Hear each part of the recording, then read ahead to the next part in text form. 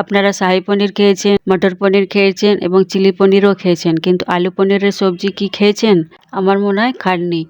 তো চলুন দেরি কিসের, আমরা বানিয়ে ফেলি আলু পনিরের সবজি।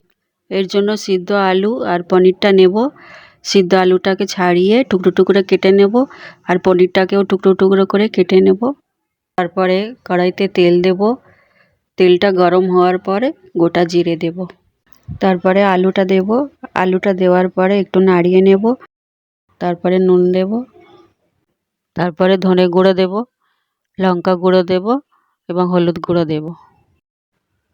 তারপরে একটু নাড়িয়ে নেব। নাড়িয়ে নেওয়ার পর পরিমাণ মতো জলটা দেব। তারপরে নাড়িয়ে নেব। নাড়িয়ে নেওয়ার পরে স্বাদ মতো চিনি দেব এবং কস্তুরি মেথি দেব। কস্তুরি মেথি দেওয়ার পরে পনিরটা দেব। তারপরে গরম মশলা দেব। এটা ঘরে বানানো। যদি রেসিপিটা পেতে চান কমেন্ট করো।